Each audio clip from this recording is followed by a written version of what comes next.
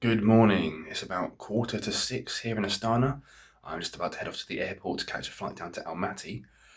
I've got a bad feeling about this flight in terms of I don't know, just getting everything through. I don't know. Hopefully, it is my future self that's explaining this to you when I'm back home and not me at the airport or in Almaty later. Hello there and welcome to episode 2 of my time in Kazakhstan. After spending one day in Astana, I was back at Nur-Sultan Airport to catch my flight down to Almaty.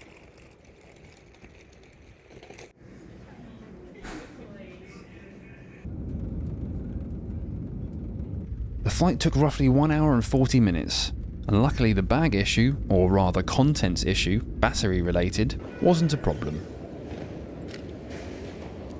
The first thing I did was order myself a Yandex, that's the version of Uber out here, and went to pick up my hire car. Just picked up the car, so let's get on the road.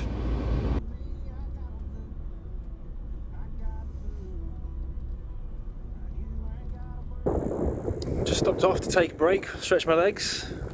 It's very nice. I don't know if you can hear as well, there are a lot of crickets. A lot. I've never seen so many in one place in my life. And I don't know if you'll be able to see as well, but in a sec I'm going to walk over where they kind of all are, and they just all jump up at once.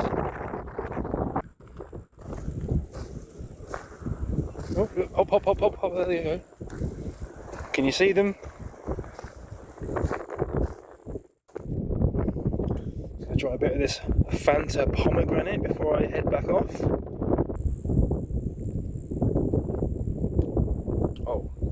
Oh, that's really good. Really good.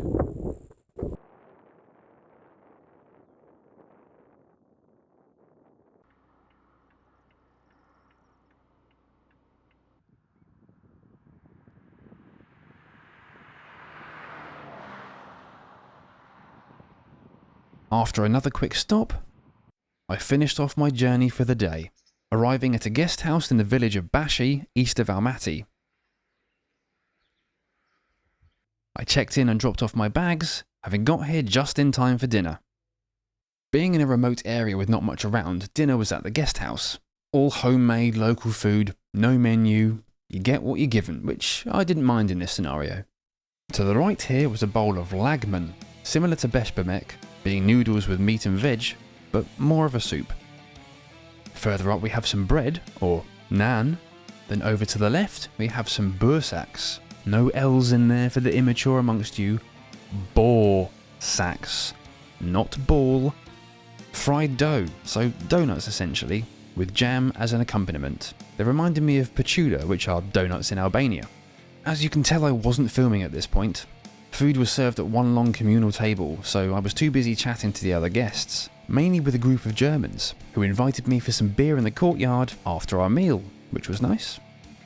After which it was time for bed. Almost. We were just about to go to sleep when I started hearing the pitter-pattering of little tiny feet from up there. Two of the Germans I was speaking to earlier, they said they heard the same thing in their room earlier. Basically, there's a rat or a mouse up there in the ceiling. At one point, I could see the impression of its feet coming through the ceiling.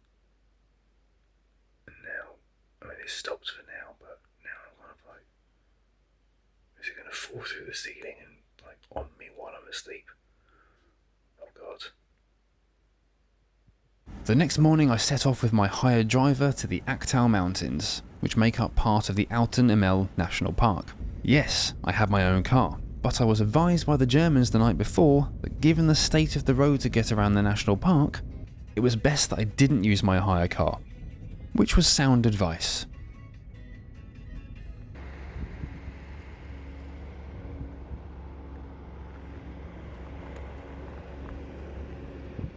After being driven for well over an hour, we had arrived. And I thought the grasshoppers yesterday were big. But there are a lot of them. The ones here are absolutely huge. I don't know if you can actually see them. Oh, bloody hell. There you go. Massive.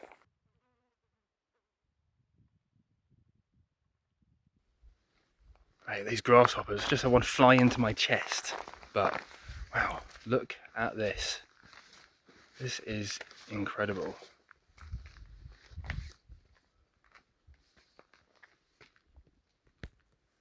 I only had 2 hours to look around, so off I went.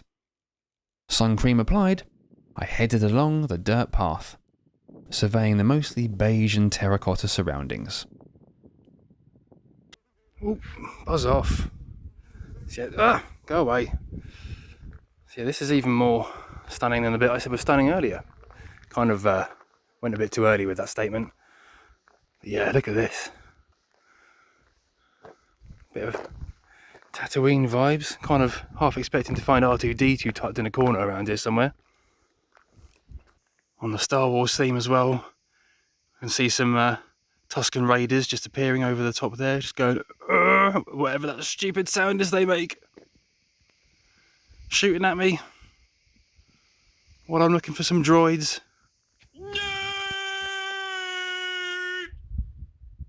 It's so quiet. It's basically just sound of the grasshoppers, or maybe they're locusts, not sure.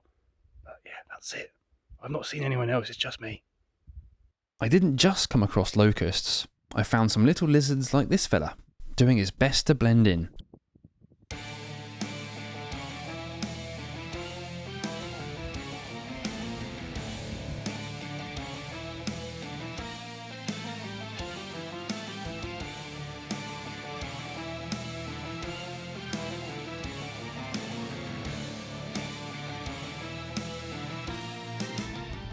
See, the rocks here have got some kind of like, it's almost like veins running through them.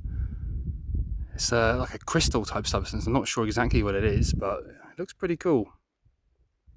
The mountains and gorge are mostly made up of chalk, and it is indeed crystal. Calcite crystal specifically, which you can see more closely from chunks that have fallen to the ground. Right, well, yeah, I've come as far as I can. Definitely not going to be able to get up there. And yeah, it's just a wall here, so I'm going to have to start heading back and see if there's anything I missed on the way. Oh, just checking out another little kind of side route before I head back to the car. Look at those rocks. They're cool, like a desaturated rainbow.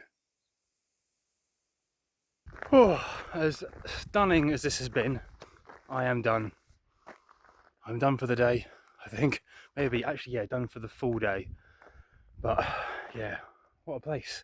What a place. But I've got about 15 minutes to get back to the minibus before he leaves. So, yeah, I better get a move on. My driver had been chilling in the shade in this little outhouse. But now it was time to head back to Bashi.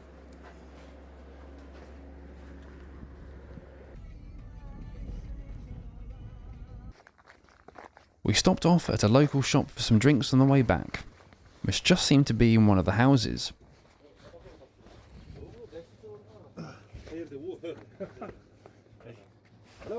Before getting back to the guest house and catching some of that night's dinner being made.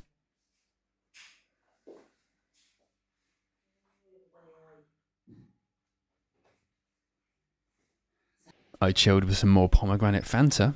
Please, can we have this in Europe? And my book. Before dinner was served. Not 100% sure what the dinner was, but it was very similar to things I'd already had. The following morning, I was on the move again. Good morning. So I'm about to leave the village of Bashi, which is where I've been staying for the last couple of nights, heading down to Charyn Canyon today.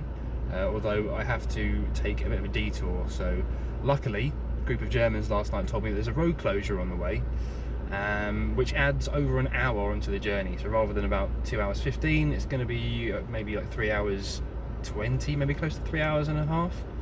Why did I say it like that? 3.5 hours. Anyway, otherwise, and if I don't take the right turning, I could end up at the Chinese border, which I really don't want to do. Nothing against going to China, but you know, that's not part of the itinerary. So yeah, I better get going. Just stopped off to have a quick snack, and this is my surroundings. Just desert, basically. You wouldn't think that this was about an hour from China. For lunch, I stopped in a town called Shonzi and grabbed myself a samsa, before getting back on the road, taking in the nature on the way. I caught a glimpse of Charyn in a little pullover area, before arriving at the main entrance shortly after.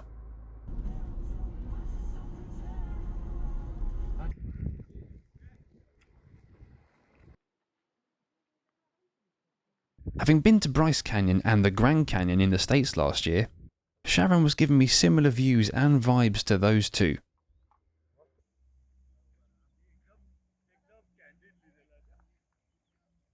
There was a visitor centre, and even a few chalet type things if you fancied staying here. The view over the canyon was beautiful, but I had to check out the path through it too. On the way down, I encountered some of the local wildlife, including these mice gerbil things, as well as some rabbits. Once descended down the wooden steps, it's a few kilometres to the end of this main path. Although it is worth noting that there are other parts of the canyon you can explore if you have the time. If you don't fancy the walk, you can get this shuttle bus type thing, but you have to get a ticket up at the visitor centre before heading down, as I found out. Given the fact it's easy to drive up yourself, it was a lot busier than Aktau the day before, which I'd basically had to myself save for one passing couple, who, coincidentally, I also walked past here at Charyn. This main path is known as the Valley of Castles, and I can see why with the rock formations looking over you like an old fortress.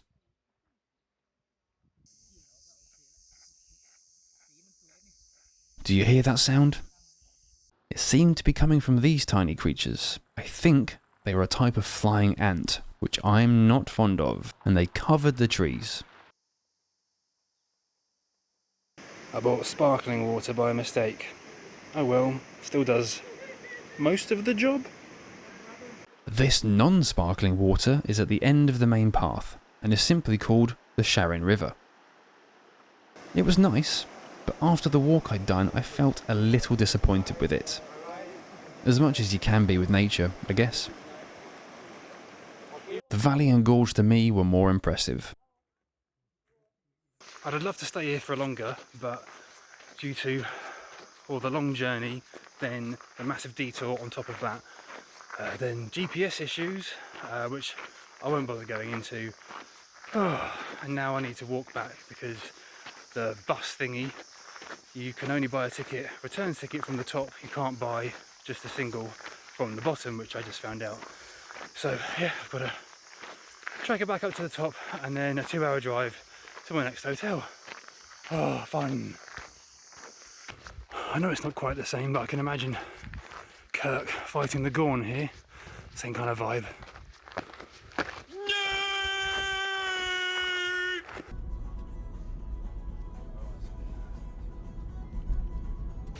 Just over 2 hours later, I arrived at another guest house, this time in the village of Sati. Like the last place. Shoes off. Oh my god, so much stuff. There we go.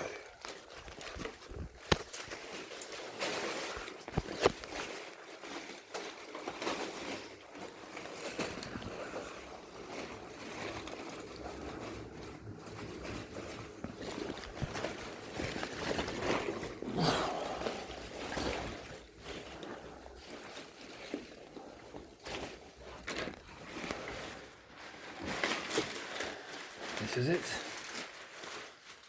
Very pink. Okay. Bathroom. Might need to make use of the washing machine.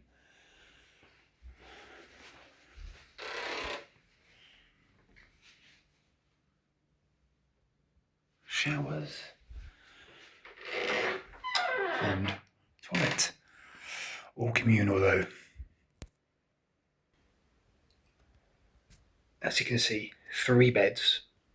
I double checked my booking. I booked a twin room for 1, so I'm assuming this is all for me, but you know, I'm kind of like gearing myself up for someone to just appear and it'd be like a hostel, but we'll see. Even though it was nearing 9 o'clock, the host was kind enough to whip up some dinner for me, which was greatly appreciated.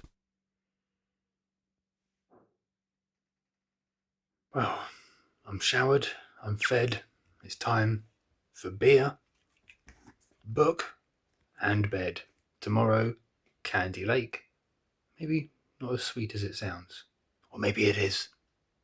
The trip to Kaindy Lake was another one not suitable for my hire car, although this was one I knew as I'd been told when I picked up the car. I shared a minivan with a couple from Czechia, who were also staying at the guest house, as we dealt with the incredibly bumpy road to the lake, which included going through reasonably big bits of water. I'm glad I knew not to try and take the car.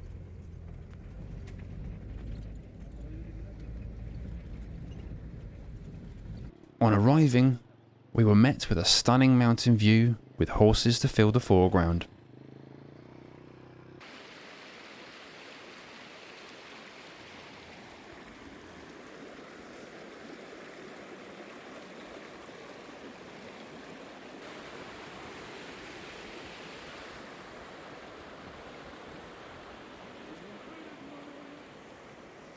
As much as I enjoyed Aktau and Charyn, this was the kind of view I'd been looking forward to here in Kazakhstan. How about that for a view? Kaindy Lake itself. It really is that blue in real life.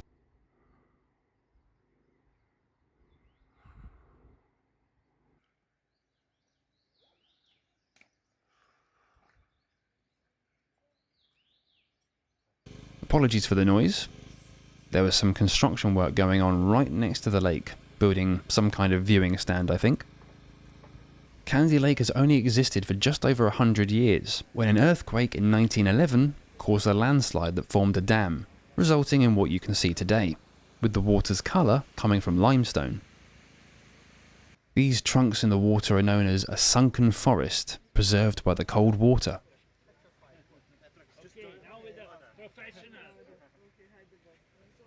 Sadly, as I couldn't drive here myself, I was on another time schedule from the driver, so couldn't hang around for too long. I had to head back to the meeting point so he could drop us off back at the guest house. That wasn't the day done though, as I got straight in the hire car and drove to Lake Kolsai, which took roughly 20 minutes. Kolsai is more easily accessible than Kaindy, hence the well-paved car park, food and souvenir stalls. Kolsai might not have that uniqueness like the sunken forest and striking colour from the water that Kaindy has, but it's still a beautiful place. It's understandable why it's so popular with tourists. I had spied little boats out on the water and fancied a bit of that myself, so headed down to the end of the boardwalk. It cost 10,000 tenge, which is around £14, for 45 minutes, which I didn't think was too bad. I'm on a boat. If you could hear that reference and you got it, you're old. Also, my hiking boots are too big for these pedals, so they keep like scraping or like getting caught. So it's not ideal, but you know, it's worth it for a view like this. My legs hurt now. All this walking and now this pedaling. I think I've done enough leg work for a week, but still got to get back over there. But look at that. Right, let's head back. One more thing, just in case you were wondering, this is Kolsai Lake 1, the biggest of the 3 Kolsai lakes, although I'm not going to have time to get to 2 or 3 today.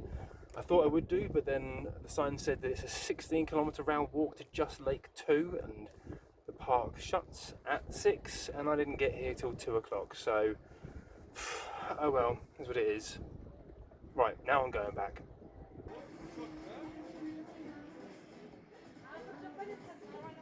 As much as I don't want to go back yet, we just had the first clappings of thunder, so I don't really want to get caught in that. Plus, I left my raincoat back at the guest house. Great. Let's go on with it.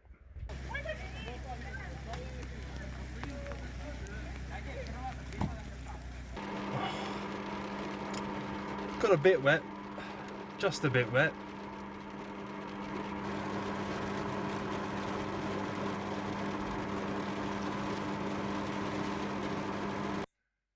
Back at the guest house, I'd noted that they had lots of banknotes from around the world, but not an English one, so I sorted that out with a £5. The rain had stopped, so I went for a quick walk around the village before returning for a candlelit dinner, as there had been a power cut.